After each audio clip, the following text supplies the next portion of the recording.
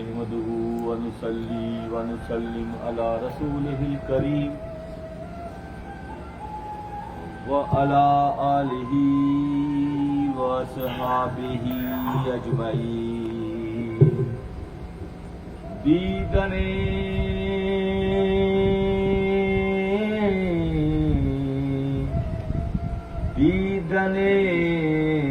دانا عبادت بود دیدنے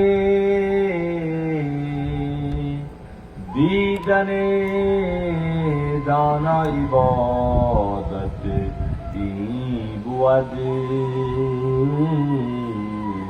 فتح ابواب بے سعادت بود کار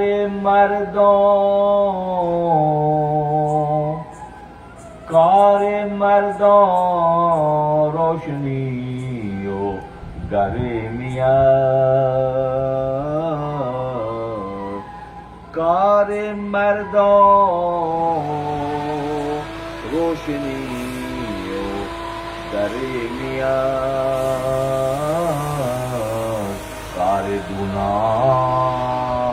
کار دونا ہی لو بے شرمیت انتہائی واجب الاحترام شب جمعہ کی سامعین و ناظرین، کیونکہ الحمدللہ ثم الحمدللہ یہ پروگرام شب جمعہ کے ان ساعتوں میں لائیو بھی جا رہا ہوتا ہے اور مختلف مقامات پر دیکھا جاتا ہے، اور اس کی رائے بھی ہمارے حصے میں آتی ہے کہ گزشتہ نشست جیسے بہت شرح و بحث سے بیان کی گئی اور اس کا خلاصہ پیش کرنے کی سعادت جناب آصف کامران چلبی صاحب نے حاصل کی، اور کما حق ادا کیا آپ نے خلاصے کا۔ الحمدللہ ثم الحمدللہ اتنا سکون اور اطمینان دل کو حاصل ہے کہ جو سفر شروع ہوا تھا اس میں مزید رنگ پیدا ہو رہے ہیں۔ کراچی میں یہ عمل جناب آصف کامران چلبی صاحب کرتے ہیں، اور کویت میں ہمارے انتہائی مخلص ساتھی جناب عتیق الرحمان صاحب انہی لمحات میں اس کو لکھ کر پھر اس کا ترجمہ کر کے وہ یہاں بھیجتے ہیں، اور وہ ترجمہ پھر پرنٹ نکال کر مجھ تک پہنچتا ہے، میں اس کو دیکھتا ہوں اور اس کو ہم محسوس کرتے جا رہے ہیں کہ اس انداز کا بیان آئندہ انشاءاللہ، جیسے ابھی اس کے موقع پہ دریا بدریا نامی کتاب مثنوی شریف کی آئی ہے، تو مستقبل میں انشاءاللہ اسی طرح کے عنوانات کی مختلف شرحیں مثنوی شریف کے عنوان سے خانقاہ مولا روم کے پلیٹ فارم سے طباعت کے مرحلے سے گزر کر انشاءاللہ تحریری صورت میں آ جائے گی۔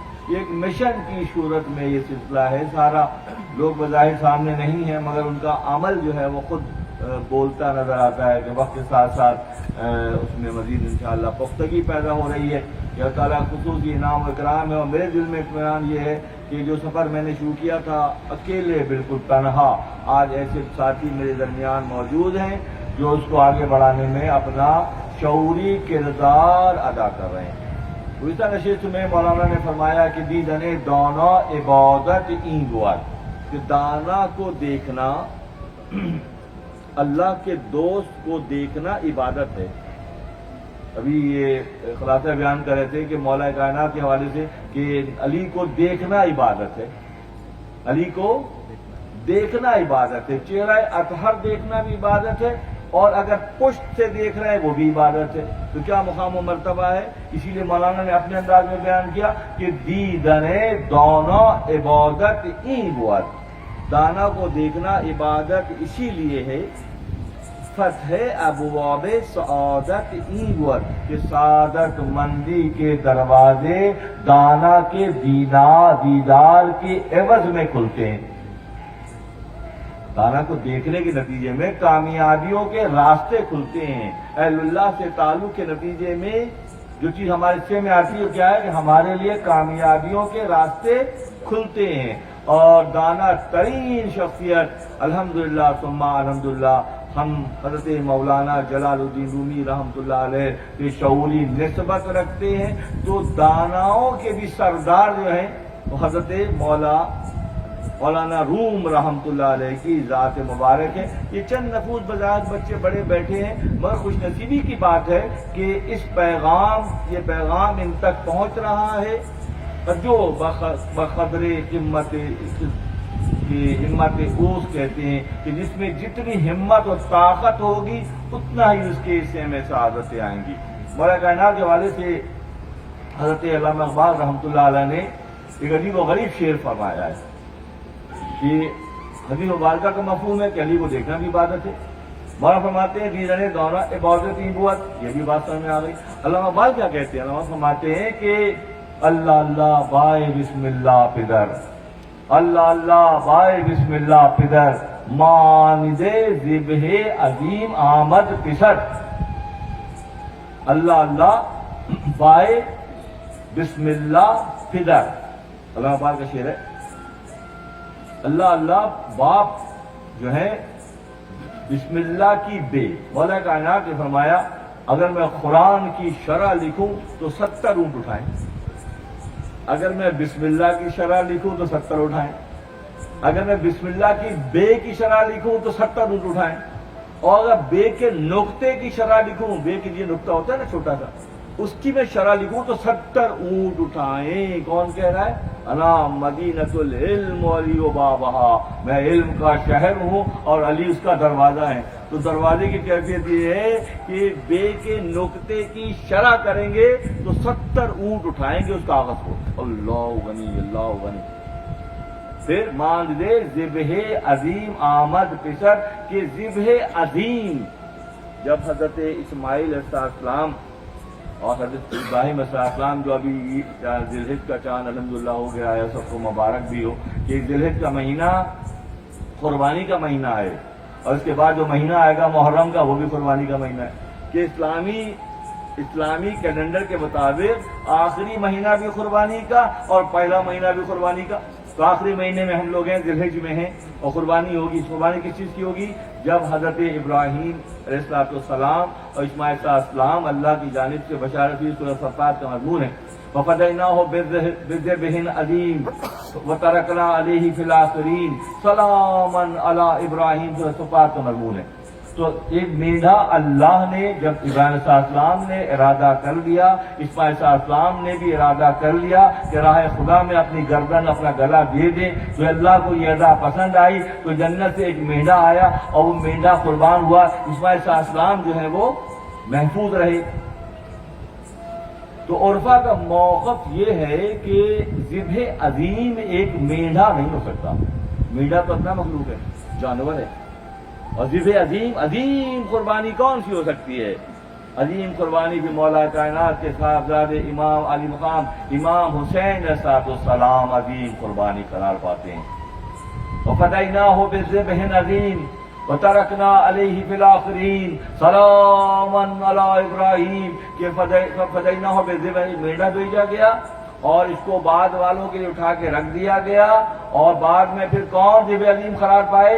عظیم ذات مبارک حضرت امام علی مقام امام حسین علیہ السلام عظیم فدیہ ذبح عظیم قرار پائے. انشاءاللہ ذی الحجہ کے مہینے میں اور پھر محرم کے مہینے میں موضوعات دیے جائیں گے. آج تو اللہ اللہ بائے بسم اللہ پدر. علامہ اقبال فرما رہے ہیں ماند ذبح عظیم کی مانند بیٹا آیا. وہ کون ہے؟ امام علی مقام امام حسین السلام ذبح عظیم قرار پانے کے اس حد تک مستحق ہیں کہ آپ نے وہ سارا رول پلے کیا جو ایک ذبح عظیم کا قرہ امتیاز ہو سکتا ہے. تو بات ہو رہی تھی کہ دیدن دانا عبادت نبوت. اب یہ شخصیات ہیں جو بالکل پیور ہیں، جینیاتی موروثی اثرات کے تحت بھی پیور ہیں، پہچان بھی اللہ نے ان کی پیور رکھ دی ہے کہ الگ سے پہچان کر دی. تو یہاں آخری شعر تھا دیدن دانا عبادت این بوات فتح ابواب سعادت این بوات. جب ان کو دیکھنا، ان سے تعلق جوڑنا، ان سے قریب ہو جانا کامیابی کے راستے کھولنے کے مترادف ہے. اب ہم ظاہری طور پہ ہم اور آپ تو متحمل نہیں ہیں، ہاں تربیت کے بعد ممکن ہے کہ دیدار بھی ہو جائے اور زیارت بھی ہو جائے، ملاقات بھی ہو جائے، مگر کم سے کم یہ تو ہو سکتا ہے کہ ان کی محبتیں، ان عظیم ہستیوں کی محبتیں ہمارے دلوں میں پیدا ہو جائیں، اور جیسے ہمارے دلوں میں ان کی محبتیں پیدا ہوں گی تو وہاں سے کامیابی کے راستے کھلنے شروع ہو جائیں گے. یہ حتمی بات ہے، اس میں کوئی دو رائے نہیں ہے کہ جیسے جیسے ان عظیم شخصیات سے ہمارا شعوری تعلق پختہ ہوگا، وہ تو ہم کر سکتے ہیں نا بھی، دیدار نہیں کر سکتے، اگر محدود ہے، فکر محدود ہے، آنکھیں ہماری وہاں تک دیکھنے سے قاصر ہیں، ہم ظاہر کو سامنے دیکھتے ہیں، اور کسی کے پاس وہ آنکھیں ہیں تو کچھ نصیب ہے تو وہ جب ظاہر طور پر نہیں دیکھ سکتے، تعلق تو مضبوط کر سکتے ہیں، محبتیں تو بڑھا سکتے ہیں، ان کی یاد کی محفلیں تو سجا سکتے ہیں. جب یہ ہم کرتے ہیں تو پھر کیا ہوتا ہے؟ پھر یہ ہوتا ہے کہ سعادت مندی کے دروازے پھر کھلتے ہیں. یہاں مولانا نے آج کا مضمون جو میرے پاس ہے وہ یہ ہے کہ درمیان میں ایک ایسی حکایت مولانا رکھی ہے کہ پھر ان کی پہچان بہت ضروری ہے.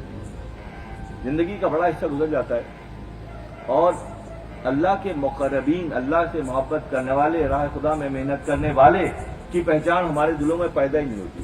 اس کی وجہ یہ ہے کہ ہمارے پاس وہ فکر نہیں ہے، اسکول آف تھاٹ نہیں ہے، فکر کا وہ زاویہ نہیں ہے کہ اللہ کو پہچان. ہم سب کو ظاہر میں لیتے ہیں. بڑی اچھی مثالیں دے رہے تھے کہ دو طرح کی ہرن ہوتے ہیں، ایک میں مشک ہوتا ہے، ایک میں مینگنی ہوتی ہے. دو طرح کا سرکنڈا ہوتا ہے، ایک میں گنا ہوتا ہے، ایک میں صرف پھوک ہوتا ہے. مثالی دو طرح کی مکھیاں ہوتی ہیں، ایک میں شہد ہوتا ہے اور ایک میں، یہ سب دو جو فرق ہے، ہم سب کو ایک جیسا سمجھیں گے تو ہم کیسے فلاح یافتہ اور نجات یافتہ قرار پائیں گے. اور فرماتے ہیں در فرق میان محقق و مدعی و محقق مبطل. اب یہاں بات یہ ہے کہ پہچان کیسے پیدا ہوگی، عرفان کیسے پیدا ہوگا، تعلق کیسے پیدا ہوگا. اس لیے مولانا آج بہت بڑی حکایت نہیں ہے مگر انتہائی اہم اس لیے ہے کہ اس سے پہچان پیدا ہو. چوبسے ابلیس آدم روئے بہر پس بہر دستے نشاید داد زاد. بسا اوقات فرماتے ہیں کہ بعض اوقات ابلیس اور اس کے کارندے انسانی روپ میں لوگوں کے درمیان موجود رہتے ہیں. کسی کارندے ہوتے ہیں وہ بھائی خود بخود سمجھ جائیں، جو اللہ کے دوستوں سے محبت کرتے ہیں وہ الگ پارٹی کے لوگ ہیں.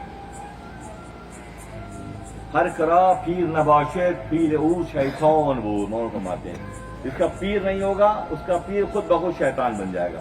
آپ کی گاڑی، آپ کی بس ہے اور ڈرائیونگ سیٹ خالی ہے تو ڈرائیونگ سیٹ پہ آ کے کون بیٹھ جائے گا؟ ابلیس آ کے بیٹھ جائے گا. ہر کرو پیر نباشد، کیونکہ پیر وہ ہوگا جو پہچان کرائے گا.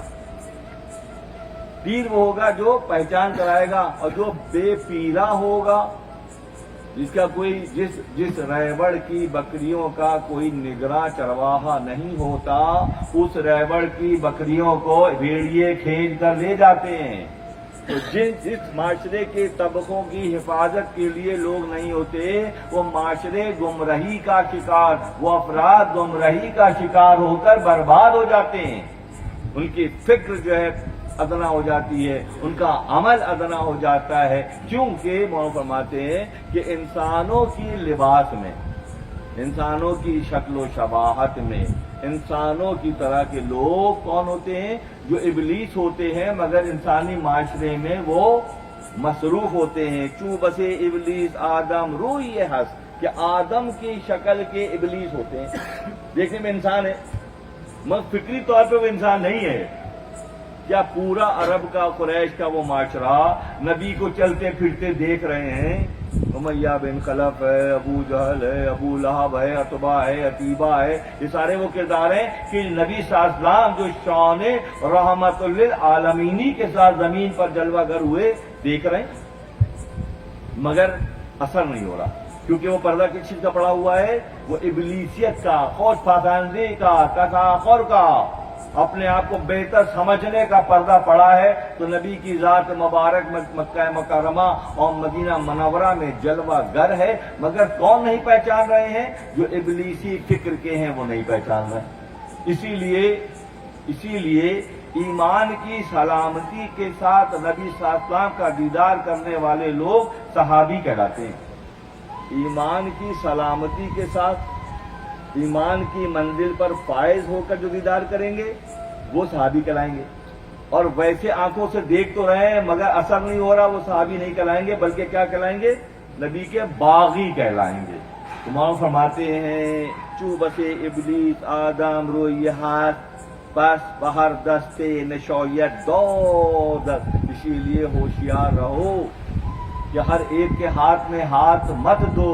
یہ مضمون ہے آج کا، کہ بہت سے لوگ ہیں شکلیں بنائی ہوئی ہیں پیران الزام جیسی، مگر عمل جو ہے وہ پیروں جیسا نہیں ہے، رہبر جیسا نہیں ہے، رہنما جیسا نہیں ہے، بلکہ وہ دنیا داری۔ فرماتے ہیں ذاک سیاد آورد بونگے صفی تا فریبت مرغ را مرغ گیر۔ ایسا ہوتا ہے، مثال مولانا کے پاس کم نہیں ہوتی ہے۔ دلیل و براہین، برہان کہتے ہیں دلیل کو، اور براہین کہتے ہیں دلیلوں کی جمع ہے۔ براہین، برہان کے معنی دلیل کے ہیں، اور براہین کے معنی کیا ہے؟ دلیلوں کا ایک پورا مجموعہ براہین کہلاتا ہے۔ مولانا روم کے پاس دلیل و براہین کی کمی نہیں ہے۔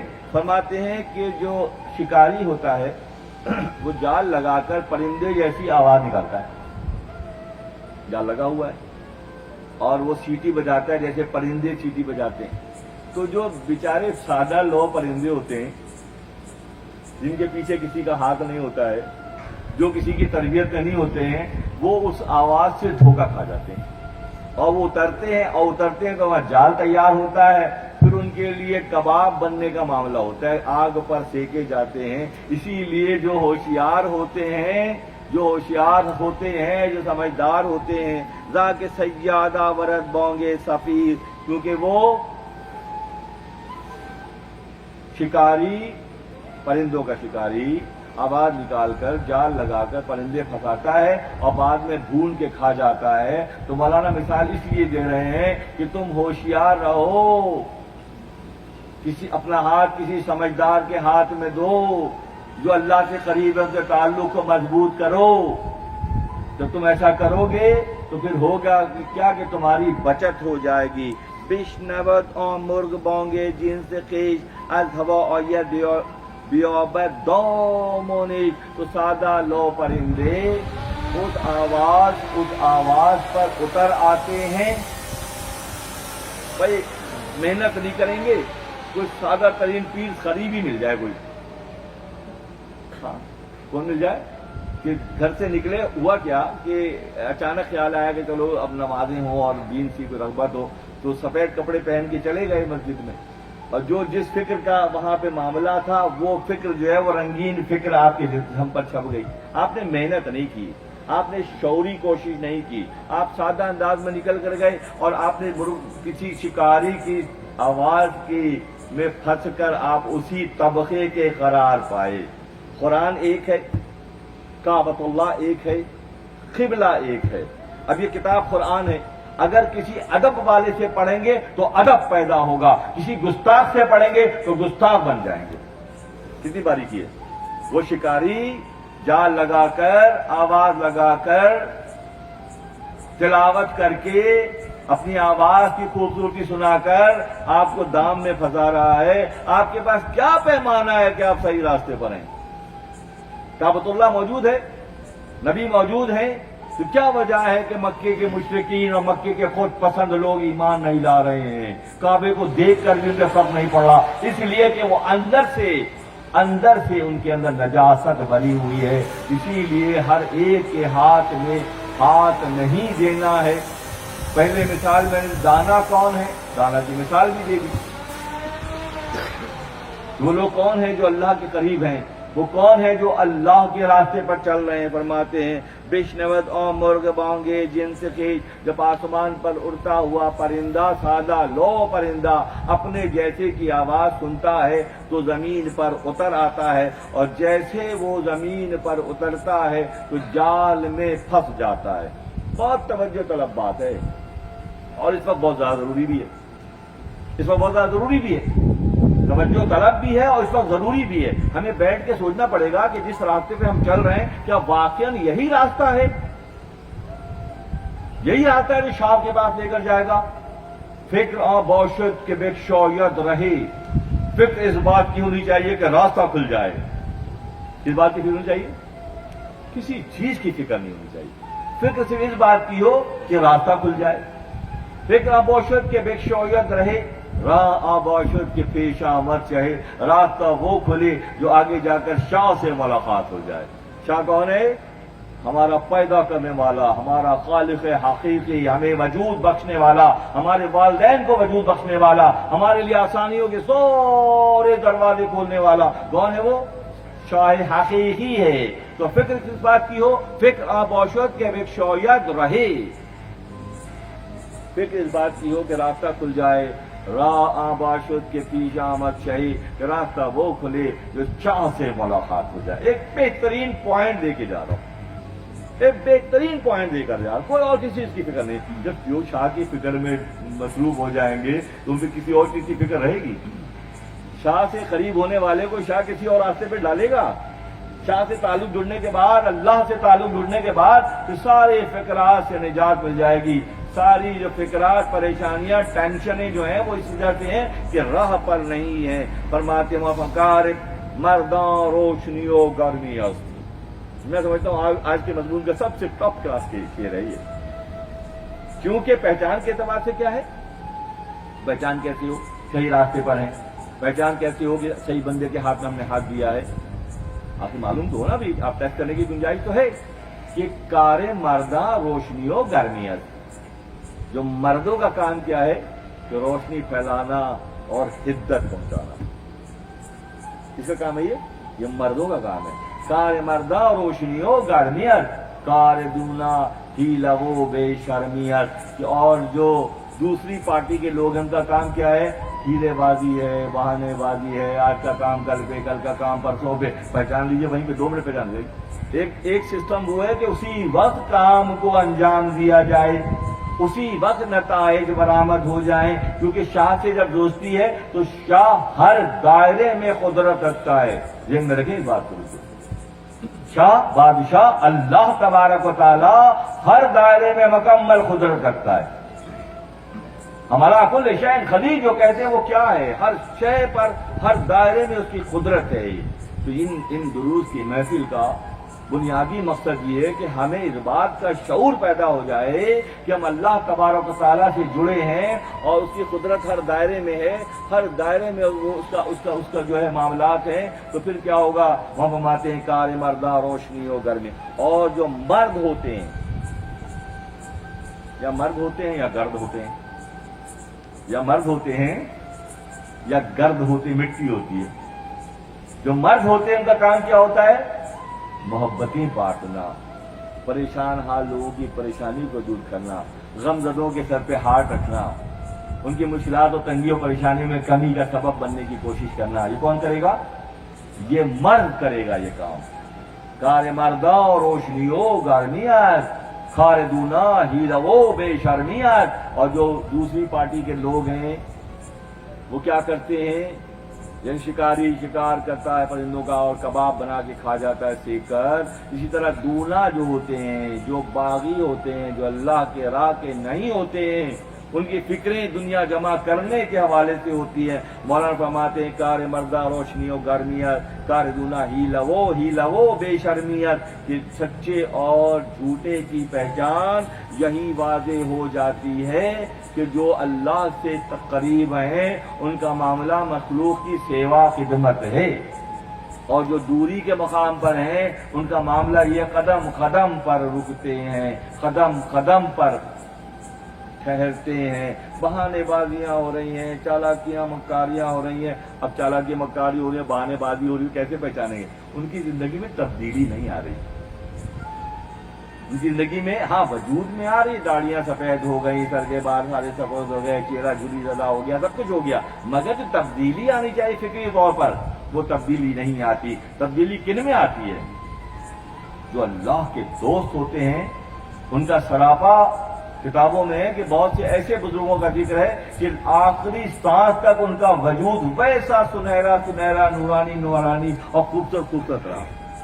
ورنہ کیا ہوا، دنیا داروں کا معاملہ کیا ہوا کہ اگر اپنی شکل صبح صبح اٹھ کے دیکھ لیں تو ڈر جائیں گے، یہ اچھا یہ کون صاحب ہے، کیونکہ حال اتنا خراب ہو چکا ہوتا ہے۔ اور جو اللہ کی راہ پر ہوتے ہیں، ابو الحسن خرقانی رحمۃ اللہ علیہ مثنوی شریف میں بیان وہ بھی آئے گا تفصیل سے، آج ضمناً میں نے لیا اہل اللہ کے تعارف کے حوالے سے۔ ایک صاحب بہت دور دراز مقام سے ابو الحسن خرقانی جو ہمارے شجرے میں بھی آج ہم نے سلسلہ نقشبندیہ کے شجرہ شریف میں حضرت ابو الحسن خرقانی کا نام ابھی ہم نے لیا تھوڑی دیر پہلے، بہت بہت بڑے بزرگ۔ خرقان شریف ایران کا ایک علاقہ ہے، خرقان شریف۔ حضرت بایزید بستامی اب پاک لوگوں کی پہچان کرا رہا ہوں کہ پاک لوگ کون ہوتے ہیں، ان کے رویے کیسے ہوتے ہیں، ان کی فکر کیا ہوتی ہے، ان کی نظر کیا ہوتی ہے، یہ دکھا رہا ہوں۔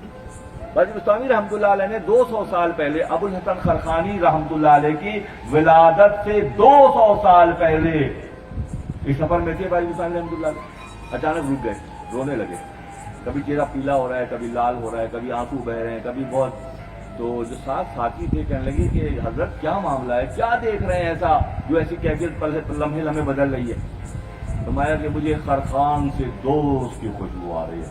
بالکل وہی جملہ ہے جو آقا علیہ السلام نے فرمایا کہ مجھے قرن سے دوست کی خوشبو آ رہی ہے۔ اس کی اویس قرنی رضی اللہ تعالیٰ عنہ کے حوالے سے اللہ نے فرمایا مجھے قرن سے دوست کس کے ہیں؟ بندہ ہے، لباس بشریت میں ہے، نبی کے زمانے میں ہے، مگر اس کے اندر خوشبو کس کی ہے؟ دوست کی خوشبو ان کے اندر ہے، اللہ کی خوشبو حضرت اویس قرنی کے اندر ہے۔ اسی طرح سے حضرت بایزید بستامی رحمۃ اللہ علیہ نے بشارت دی کہ خرقان سے مجھے دوست کی خوشبو آ رہی ہے۔ یہ حضرت اور بتائیے کہ آج سے 200 سال کے بعد پیدا ہوگا، میرا مرید ہوگا، میرا مرید ہوگا، وہ 200 سال کے بعد آنے والا مرید ہوگا۔ تو اپنے پیر پھیلاؤ تو صحیح، دیکھو کہاں تک لمبائی چوڑائی پڑ جاتی ہے۔ تم سمٹ کے سو رہے ہو نا، ایسے گھٹ کے سو رہے ہو۔ 200 سال بعد، اسی طرح 200 سال کے بعد لباس بشریت میں حضرت ابو الحسن خرقانی رحمۃ اللہ علیہ تشریف لائے خرقان شریف میں۔ جو نقشہ کھینچا تھا پورا وہی تھا، سراپا وجود پورا ویسی جو 200 سال پہلے، کیونکہ مومن جو ہوتا ہے، پاک جو ہوتا ہے، سارے مردہ روشنیوں گرمیت، جو مومن ہوتا ہے وہ لوح محفوظ کو دیکھنے والا ہوتا ہے۔ جو چیزیں ابھی ڈیولپ ہو رہی ہیں، مومن کی نظر وہاں تک جا کے دیکھتی ہے۔ بھائی 2020 دیکھ لیا، 21 دیکھ لیا، 22 دیکھ لیا، نظر تو وہ دیکھنے والی پہلے کہتے ہیں نا، عرفا کہتے ہیں کہ بھائی فلاں فلاں ٹائم میں یہ مشکل آئے گی یا فلاں فلاں ٹائم میں یہ ہوگا، تو وہ دیکھ کے بولتے ہیں، تو بولتے ہیں نا، ان کا مشاہدہ ہوتا ہے، ان کی نظر ہوتی ہے۔ 200 سال کے بعد ابو الحسن خرقانی رحمۃ اللہ علیہ لباس بشریت میں آئے۔ خرقان شریف میں ایک عظیم خانقاہ، ویسے جب وقت آئے گا تو بیان کروں گا، یہاں تک کہ ابو الحسن خرقانی رحمۃ اللہ علیہ کی تربیت بایزید بستامی رحمۃ اللہ علیہ نے کی۔ خرقان شریف سے بایزید بستامی رحمۃ اللہ علیہ کے مزار اقدس پر جاتے، ظاہر باطنی مرید ہے نا بھائی، آپ وہاں گورستان قبرستان آپ کی مزار پہ پہنچتے اور حضرت بایزید بستامی رحمۃ اللہ علیہ کی روح متشکل ہو کے آ جاتی ہے پڑھانے کے لیے، روح متشکل ہو کے اپنے مرید کو پڑھانے آ جاتی، اور ساری تربیت حضرت ابو الحسن خرقانی رحمۃ اللہ علیہ کی۔ ہم چہتے میں پڑھ رہے ہیں نا، چہتے میں پڑھ رہے ہیں، آپ تو سوچیں کیا مقام ہوگا، کیا کیفیت ہوگی۔ آپ کی روح متشکل ہو کے ان کو تعلیم دیتی، اور آپ ہی کی تعلیم کے نتیجے میں ابو الحسن خرقانی رحمۃ اللہ علیہ بہت بڑے پائے کے بزرگ قرار پائے۔ سلطان محمود غزنوی کا دور تھا، بہت بڑی خانقاہ تھی آپ کی، اور وہاں ہر وقت مجمع لگا رہتا تھا۔ سلطان کے وزیروں نے کان بھرا کہ خواہ مخواہ میں آپ سلطان آپ بنے ہوئے ہیں، محمود غزنوی کی بات کر رہا ہوں میں، تو ہر وقت تو خانقاہ ان کی بھری رہتی ہے، جب دیکھو پبلک ہاتھ پیر چوم رہی ہے، تعظیم کر رہی ہے اور تربیت دے رہی ہے، بادشاہ خواہ مخواہ میں آپ بنے ہیں۔ بات تو صحیح ہے بھائی، اب کیسے معلوم ہو کہ واقعی بزرگ ہیں یا ایسے ہی خواہ مخواہ میں ڈسٹ لگا لیا اپنے آس پاس؟ ایسا کرتے ہیں ٹیسٹ کرتے ہیں ان کو. وہی مشیر بے تدبیر ہوتے ہیں نا، ہر دور میں ہوتے ہیں ایسے مشیر ہوتے ہیں جو کوئی اچھا مشورہ دیتے ہیں بلکہ ڈبونے والا مشورہ دیتے ہیں، وہ مشیر بے تدبیر کہلاتے ہیں. ایسا کرتے ہیں چیک کرتے ہیں ان کو کہ کس لیول کی شخصیت ہے. خواتین 40 خواتین کو مردانہ لباس پہنا کر ایک مشیر خاص کے ساتھ ڈیلیگیشن پوری خانقاہ گیا. دور کمرے میں گھس گئے سارے خانقاہ میں.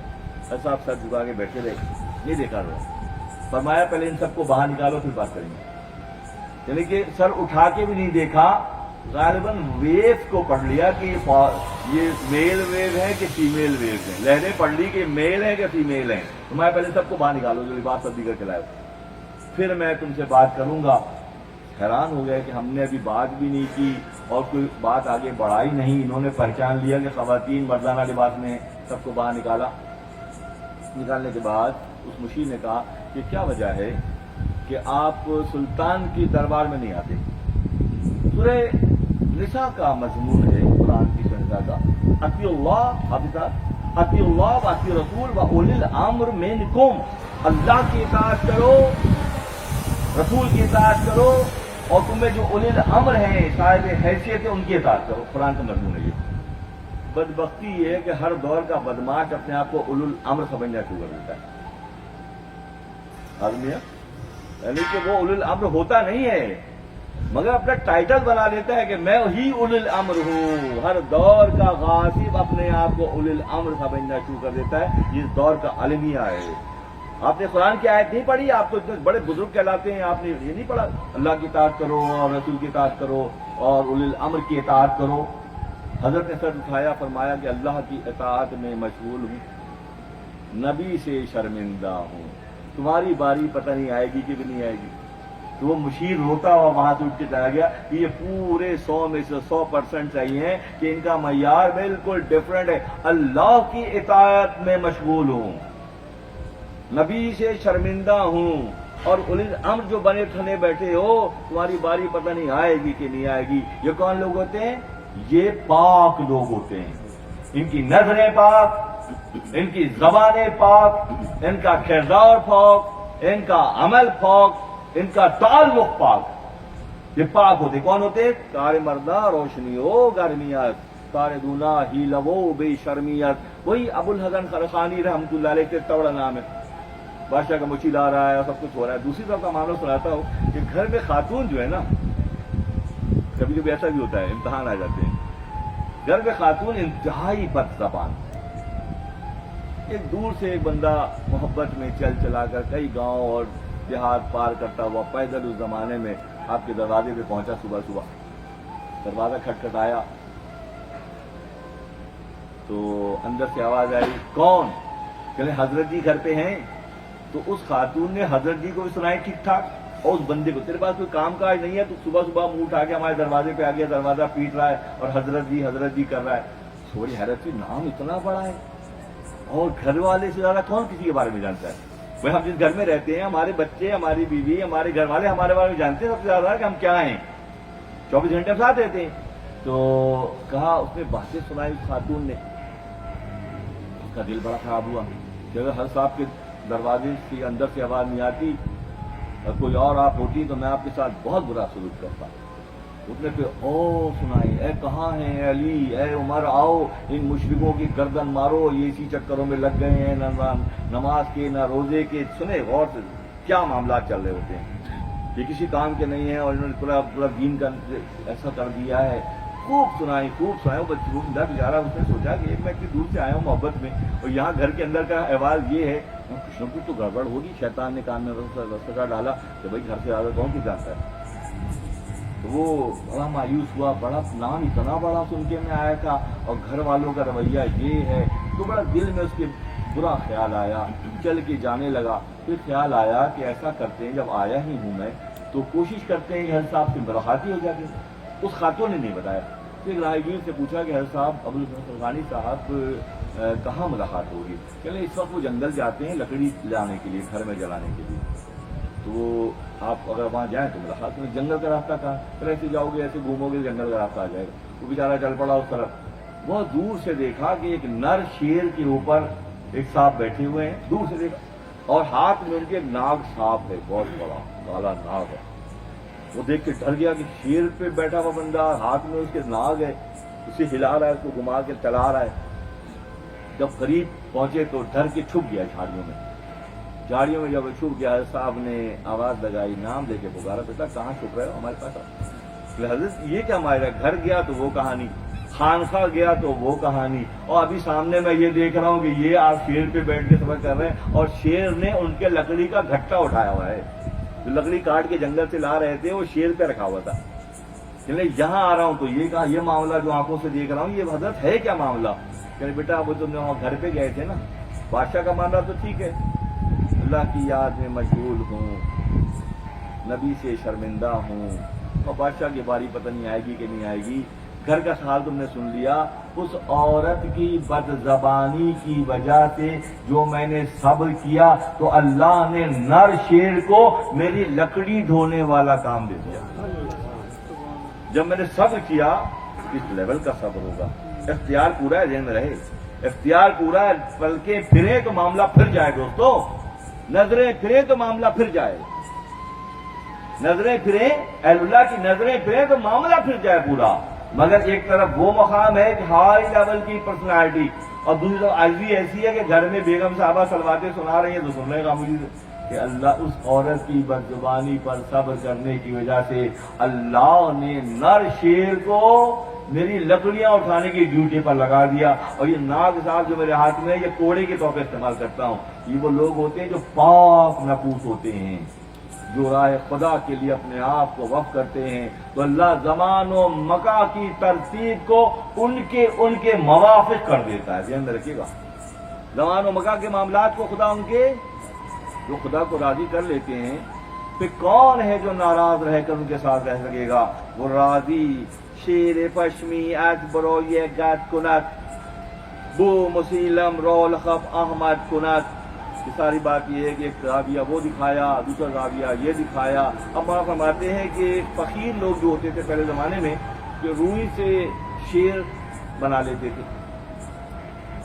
روئی سے آرٹیفیشل شیر بنا لیا، اور اس کے اندر روئی بھر کے اس کا مجسمہ سا بنا لیا، اور ڈنڈے پہ اس کو لے کے بھیک مانگتے تھے. وہ بھیک مانگنے کے لیے یہ حربہ استعمال کرتے تھے کہ اس طرح سے شیر تو لوگ حیران ہوں گے تو خیرات دیں گے.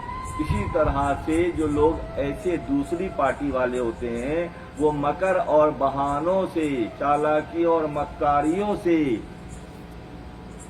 دنیا جمع کرنے کی کوشش کرتے ہیں. کیونکہ ایک بہت بڑا حوالہ حضرت مولانا کے پاس کمی نہیں ہے. فرماتے مسلمہ کذاب نامی ایک کردار ہے، مسلمہ کذاب نامی کردار ہے. نبی صلی اللہ علیہ وسلم کی وصال کے بعد اس شخص مسلمہ کذاب نے نبوت کا دعویٰ کیا، اور ایسا اس نے چکر چلایا. سب سے بڑا یہ تھا کہ زکوٰۃ اس نے ختم کروا دی، کوئی زکوٰۃ ہوگا نہیں. تو ظاہر دنیا دار تو پھر چونکہ شاید اللہ کا منشا مرضی یہ تھی کہ اب دودھ کا دودھ اور پانی کا پانی کر دیا جائے، اخلاص والے رہ جائیں، اور 2 نمبر خواہ مخواہ میں جو بھاڑے کی طرح سے شامل ہو گئے ان کا فیصلہ کیا. مسلمہ کذاب نے نبوت کا دعویٰ کیا. جس طرح سے جعلی شیر بنا کے لوگ پیسے کماتے ہیں، اس نے اپنے نام کو، اپنے کردار کو نیگیٹولی پینٹ کیا، اور نبی کے وصال کے بعد نبوت کا دعویٰ کر دیا، اور کچھ ایسی فیسیلیٹیٹ کیا اس دور کے لوگوں کو کہ بھئی زکوٰۃ کی ضرورت نہیں ہے، اور فلاں معاملے میں آزادی ہے. اس طرح کے معاملات، اس کے نظریات ایسے تھے کیونکہ وہ دونا میں سے تھا، کیونکہ وہ نیگیٹو پاور کے طور پر تھا. پازیٹو پاور نبی صلی اللہ علیہ وسلم کی ذات اقدس تا قیام قیامت تک کے لیے وما ارسلناک الا رحمۃ للعالمین کا کردار. اور نیگیٹو پاور کیا ہے کہ آسانیاں تلاش کر کے مخلوق خدا کو اپنے دام میں پھنسانا، جیسے فقیر شیر بنا کر خیرات مانگتے ہیں. شیر پشمی از بروی گد کنند بو مسیلم رو لقب احمد کنند، کہ احمد جو ہے نبی صلی اللہ علیہ وسلم کا نام نامی، اس میں گرامی. زمین پر آپ کا نام محمد اور آسمانوں پر آپ کا نام احمد ہے. کیونکہ زمین پر ہم اور آپ ہیں، آپ کا نام یہاں محمد ہے. آسمانوں پر عیسیٰ ابن مریم ہے، اسی لیے آسمانوں پر آپ کا نام احمد ہے. یاتی من بعدی اسمعوا احمد، جو میرے بعد نبی آئیں گے ان کا نام احمد ہوگا۔ کس نے فرمایا؟ حضرت عیسیٰ علیہ السلام نے فرمایا۔ فرماتے ہیں جس طرح گداگر لوگ بھی مانگنے کے لیے اون کا شیر بنا کر لکڑی پر آویزہ کر دیتے ہیں، جو اصلی اور واقعی شیر نہیں ہو سکتا بلکہ ایک سامان چالاکی ہوتا ہے اور مکاری سے لوگوں سے پیسے وصول کرنا۔ فرماتے بو مسلم را لقب کذابون، اسی لیے بو مسلم جب اس میں بہت زیادہ اس کا شر بڑھ گیا اور ابو بکر صدیق رضی اللہ تعالیٰ عنہ کے زمانے میں حد سے زیادہ اس کا لشکر اس نے جمع کر لیا، تو خالد بن ولید جو بہت بڑے صحابی رسول، آپ نے پھر جا کر اس کا قلعہ کیا، اس کو قتل کیا۔ کس کو؟ مسلمہ کذاب کو۔ اب مسلمہ فرماتے ہیں بو مسلم را لقب کذاب، اسی لیے مسلمہ کذاب جھوٹا نبی قرار پایا، اس کا نام مسلمہ کذاب قرار پایا۔ مرمرا را اولو الالباب مر محمد را اولو الالباب، جبکہ نبی صلی اللہ علیہ وسلم کا نام نامی اس میں گرامی عقل والوں کے سرخیل اور بادشاہ قرار پایا۔ اور مسلمہ کذاب جو کہ جھوٹا نبی تھا، اسے جو ہے پھر وہ اس پر سختی آئی اور اسے قتل کر دیا گیا۔ شراب حق ختامش مشکنا بادر ختمش گوت گندو عذاب، کہ یہ حق کو پہچاننے والی شراب، حق کو پہچاننے والی شراب کون سی ہے؟ یہ جو پازیٹیوٹی ہے وہ حق کو پہچاننے والی شراب کا نام ہے۔ اور جتنی آل سورٹ آف نیگیٹیوٹی جتنی بھی ہیں وہ ساری کے ساری ان لوگوں کا کام ہے جو اللہ سے دور ہیں مگر دنیا جمع کرنے کے لیے مصروف عمل ہیں۔ اللہ کے نبی جب گفتگو فرماتے، دوستوں کیا فرماتے ہیں یار؟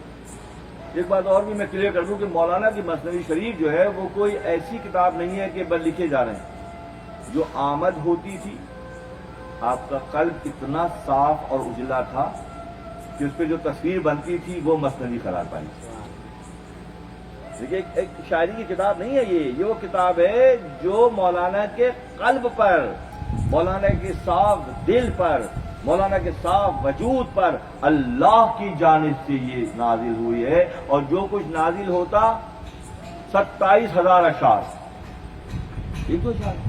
27,000 اشعار۔ اللہ غنی، اللہ انتہا کی بات ہے کہ ایک شخصیت اپنے دور کی عظیم شخصیت اور ان کی مثنوی شریف میں 27,000 اشعار ہیں، جس میں قرآن کی آیات بھی ہیں، احادیث مبارکہ بھی ہیں، ماضی کے واقعات بھی ہیں، مستقبل کی علامتیں اور نشانیاں بھی ہیں، سب کچھ اس کتاب میں ہے۔ کیا یہ مضمون جو آج ہم بیان کر رہے ہیں 2022 میں 800 سال پہلے لکھا گیا ہے؟ ایسا لگتا ہے کہ آج کے لیے لکھا گیا ہے۔ ایسا لگتا ہے اس کی معنویت اور اس کی ڈیپتھ اتنی زیادہ ہے کہ جیسے اس دور کے لوگوں کو جگانے کے لیے کہ دیکھو کسی ایسے کے ہاتھ میں ہاتھ مت دینا، دیکھو ہوشیار رہنا، اللہ کے دوستوں سے تعلق کو مضبوط کرنا، جو کذب اور جھوٹ کی بنیاد پر معاملات کو چلاتے ہیں ان سے دور رہنا۔ تو ہاتھ میں دینے کے لیے علامات کیا تحریر میں نے بیان کیا ہے، واقعہ کمانیت کے لیے، پختگی کے لیے پھر بیان کرتا ہے۔ ایک علاقے میں ایک بزرگ بہت بڑی اعلیٰ قدر عارف باللہ، جو اللہ کو پہچانتے ہیں ان کو عارف باللہ کہتے ہیں، عارف باللہ شخصیت رہتی تھی اور بہت بڑا حلقہ ہر وقت مریدین کا رہتا تھا۔ اس علاقے میں ایک معاملہ یہ تھا کہ قبرستان کا جو گورکھن تھا وہ کفن چراتا تھا۔ دوستوں کو یاد ہوگا میں نے بیان کیا تھا کہ کفن چراتا تھا۔ کرتا کیا تھا کہ جب مردے کو دفناتے تھے تو آخری بلاک یا سلیب ایسے رکھتا تھا تھوڑی سی کہ وہ جب وہ لوگ دفنا کے چلے جاتے تو یہ ہاتھ ڈال کے اور کفن ہلا کے نکال لیتا۔ تو کچھ ہی دنوں میں یہ بات پھیل گئی کہ یہ ایسا نکالتا تو کرتا کیا، جا کے بیچتا کہیں نہ کہیں۔ تو مشہور ہو گئی بات کہ یہ بندہ کفن چور ہے اور کفن کے سائز کا کپڑا بنتا۔ تو اچھی خاصی مشہوری ہو گئی، وہ کرتا رہا، اس کو عادت پڑ گئی تھی، سادہ ہو گیا کہ مردہ دفنا کے گئے، اس نے کپڑے نکال لیے سارے اور جا کے بیچ دیے۔ تو مشہوری جب ہو گئی اس کی، تو بزرگ کا وصال کا وقت آیا۔ جب اللہ کے دوستوں کا وصال کا وقت آتا ہے، اس عالم کثیف کیچڑ کی دنیا سے عالم لطیف روح کی دنیا میں جانے کا ٹائم ہوتا ہے، تو بہت سو کو معلوم ہوتا ہے کہ ٹرانسفر ہونے کا ٹائم آ گیا ہے، ٹرانسفر لیٹر ٹائپ ہو گیا ہے۔ ट्रांसफर लेटर क्या हो गया है, टाइप हो गया है। और वो ये भी देख लेते हैं कि फलां का टाइप हुआ है कि नहीं हुआ। लोग बड़ा शोर शराबा करते हैं, साहब फलां बहुत बीमार है, आईसीयू में है, कहना कुछ नहीं होगा, आ जाएंगे। ये कौन बताता है? वो एक मामला पूरा खानदान परेशान है, अरे साहब बहुत बीमार है, कुछ नहीं होगा मियाँ, क्योंकि अब इनका लेटर अभी टाइप नहीं हुआ है। जब टाइप होगा अब देखने वाला बताएगा, जो देखेगा वही बताएगा, भी हर कोई काहे को बताएगा ऐसी बातें। तो बात ये हुई कि साहब वो जब उनके विसाल का वक्त करीब आया हजरत के, तो उसको बुलवा लिया उन्होंने, बुला के एक मिठाई का डब्बा दिया और 7 लट्ठे का थान दिया उसको कि बेटा हम देखो हम तैयारी कर रहे हैं, तो ये तुम करते हो लोगों के साथ, हमारे साथ नहीं करना। आप लोग ऐसे बताते हैं मेरे बारे में, बात फैलाते हैं, मैं तो तौबा मैं तो कभी नहीं करता, बहुत सारी बातें की उसने। ठीक है, ये लट्ठे का तान और ये तुम रख लो, बहरहाल हमारे साथ नहीं करना। आपका विसाल हुआ, उसने वही किया। शक्करखोरे को चीनी जो खाते हैं ना, तो उनको चीनी की तलब होती है, या ढूंढ के चीनी खा ही लेते हैं, तो शक्करखोरे को चीनी की तलब होती है। तो उसने रात जब तकसीन हुई तो रात को उसने वही काम किया, हाथ डाला तो पहली बार किसी जिंदा से वास्ता पड़ा, हाथ अंदर पकड़ लिया गया। जब हाथ पकड़ा, अब तक तो वो मुर्दे ही थे ना, तो दुनिया की जिंदगी गुजार रहे थे, उनमें कोई रंग नहीं पैदा हुआ, तो उनका मामला वो हुआ जो होना था। और जो अल्लाह के लिए अपने आप को वक्त करके चल रहे थे, उनका मामला और होता है। जैसे हाथ डाला, अंदर हाथ पकड़ लिया, वही दम निकल गया उसका। जिंदगी में पहली बार किसी जिंदा से वास्ता पड़ा। जब भी हमारे यहाँ देखें, बिल्कुल क्लियर बात कर रहा हूं, हमारे यहाँ डेथ नहीं है, हमारे यहाँ इंतकाल है, हमारे यहाँ विसाल है। डेथ उनके यहाँ है जो केमिकल खाते रहते हैं, वो एक्सपायर होते हैं, हमारे एक्सपायर नहीं होता। बंदा जो पक्का होता है वो एक्सपायर नहीं होता, उनकी मेडिसिन भी एक्सपायर होती है, उनके बंदे भी एक्सपायर होते हैं। हम जो अल्लाह से ताल्लुक की मंजिल पर अल्हम्दुलिल्लाह तुम अल्हम्दुलिल्लाह तरबियत के नतीजे में हमारे यहाँ मुंतकिल होते हैं एक दायरे से दूसरे दायरे में। डेथ का जो सीगा इस्तेमाल करते हैं उनके लिए हैं जो अल्लाह से दूर हैं, और जो अल्लाह से करीब हैं उनको फना नहीं है, वो एक दायरे से दूसरे दायरे में सफर करते हैं और पूरी शऊरी कैफियत के साथ करते हैं। ये भी सुन लें, पूरी शिक्षा। क्या मौलाना का वाकया सबको, बच्चों को भी याद है मेरे, कि जब जाने लगे तो लोगों ने या सलामो पढ़ा, आयत करीमा पढ़ा, उन्होंने फरमाया कि ये सब बंद करो, मुझे जाने दो, मेरे शहर का इंतजार कर रहे हैं मेरा। सुन चुके हैं ना भाई, बात तो सबको मालूम है, ज्यादा मालूम है ना। तो इस तरह से है कि तैयारी पूरी है, जाने के लिए आमादा है, कोई सख्ती नहीं है। हाथ जब पकड़ लिया उसका वहीं दम निकल गया।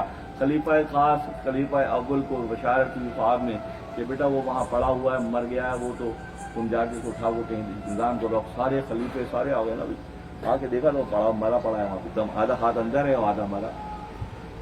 बड़ा गुस्सा आया, हमारे शहर के साथ ये काम कर रहा है भाई, चोरी कर रहा है। तो लोगों ने लात मारे, बहुत मुक्के मारे, उसको उठाया और उठा के गया गड़े में डाल के मट्टी डाल दी। कुछ दिन के बाद खलीफा साहब को बशारत हुई कि वो देखा कि जन्नत में घूम रहा है वो।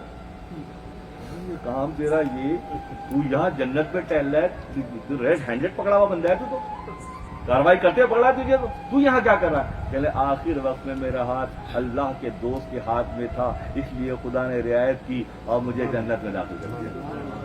तो हाथ देने के मामले में दो तरह की बात है, किसी ऐसे के हाथ में हाथ देंगे जिसका अपना ठिकाना नहीं है तो मुश्किल होगी, और किसी दाना व बीना। इसीलिए दाता साहब की जो किताब है कश्फुल महजूब, फरमाया कि जिसका कोई पीर नहीं है वो कश्फुल महजूब पढ़ने से पीर मिल जाएगा।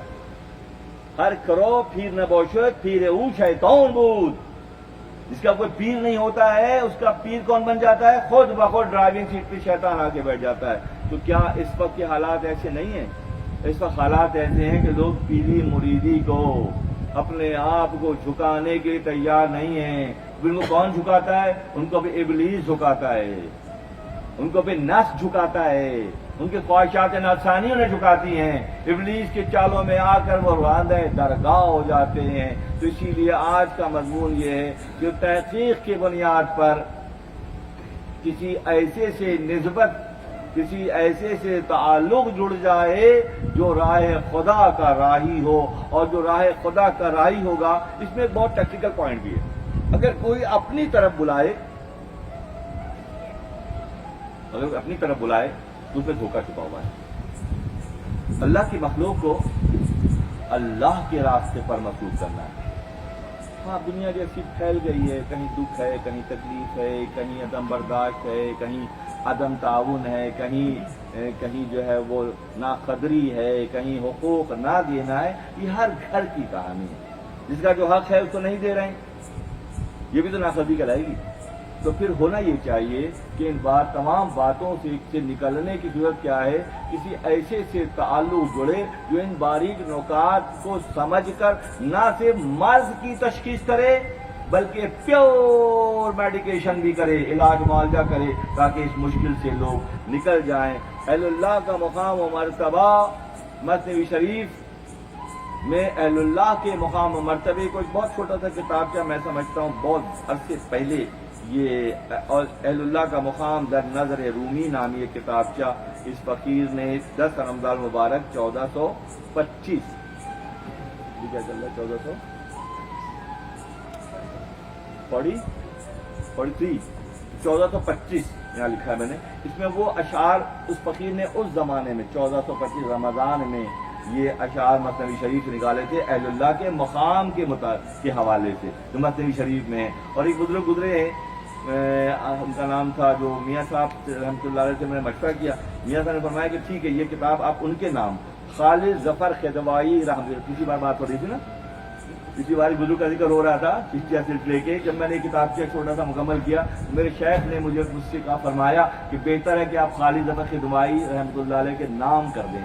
اس وقت میں نے رمضان مبارک میں یہ اس میں آپ ایک شعر ہے، گر تو سنگو خارو مر بوئی گر بصاحب دل رسی گوہر چوی. اگر تم ایک بیکار سے کنکر و پتھر بھی ہو، اگر تم ایک بیکار سے کنکر و پتھر بھی ہو، کسی صاحب دل کے ساتھ جڑ جاؤ تمہیں وہ سچا موتی بنا دیں گے. گر بصاحب دل رسی گوہر چوی، کہ تم کسی صاحب دل کے پاس ان سے جڑ جاؤ تو پھر کیا ہو گئے کہ وہ تمہیں جو ہے سچا موتی. صحبت سولے تھرو سولی کنات، صحبت سولے تھرو سولی کنات، علم باطن ہم چمسکا علم ظاہر ہر ہم چشیر کی شبت بے شیر مسکا کی شبت بے پھیر. کہ ظاہر کی مثال دودھ کی ہے اور باطن کی مثال اصلی گھی کی ہے، اور دودھ میں سے اصلی گھی پیر نکالتا ہے. دودھ میں سے جو پروسیس جانتا ہے، گاؤں کی پنجاب کی اور سندھ کی خواتین جانتی ہیں کہ دودھ میں سے مکھن کیسے نکلتا ہے، بہت سمپل وے میں نکال لیتی ہیں. اس پروسیس کے بغیر دودھ میں سے مکھن اور گھی نہیں نکلتا. تو پروسیسنگ جو ہے کسی کے لیے جو سعادت بخش ہو سکتی ہے تو وہ کیا ہے، عام لوگوں کے لیے، اللہ کی مخلوق کے لیے طریقہ یہ ہے کہ وہ اہل اللہ سے تعلق جوڑیں. اہل اللہ کی مثال سادہ الفاظ میں اگر کہہ دوں تو اس خاتون کی ہے جو دودھ میں سے گھی نکالنے کا پروسیس جانتی ہے. جو نہیں جانتی وہ دودھ ہی پیتی رہے گی، اور جو جانتی ہے اس میں سے اصلی گھی نکالے کیونکہ اصلی گھی اس میں چھپا ہوا ہے. تو اگر فرماتے ہیں اگر تم کنکر اور پتھر بھی ہو، فکری طور پر تمہارے اندر سختی ہے، مزاج میں سختی ہے، ہاتھ میں سختی ہے، فکر میں سختی ہے، عمل میں سختی ہے، یہ سب ہے، تو اب کیسے نرمی پیدا ہوگی؟ کسی صاحب دل سے جڑ جاؤ گے، تمہاری پتھر نما کیفیت کو ہیرے کی طرح سے تراش کر اور سنوار کر تمہاری شخصیت کو بدل دیں گے. تو بات یہ ہے کہ ہاتھ کس کے ہاتھ میں دینا ہے؟ جو راہ حق کے راہی ہیں ان سے تعلق مضبوط کرنا ہے. المیہ کی بات چھوڑ دیں کہ دنیا کیا کر رہی ہے اور فلاں کیا کر رہے ہیں، ان کے جو اعمال و افکار ہیں وہ ان کے ساتھ ہیں. جس نے شعوری طور پہ ارادہ کیا، جس نے اللہ سے جڑنے کا راستہ پیر باشد نردبان آسمان فرماتے ہیں مولانا روم کہ پیر کون ہے؟ آسمان پر چڑھنے کی سیڑھی ہے. پیر باشد نردبان آسمان، نردبان کہتے ہیں سیڑھی کو. پیر جو ہے آسمان پر، ماں باپ اپنے شوق کی وجہ سے آسمان سے زمین پر لاتے ہیں، اور پیر اپنی روحانیت کی بنیاد پر اس بندے کو زمین سے آسمان پہ پہنچا دیتا ہے. وآخر دعوانا ان الحمدللہ رب العالمین.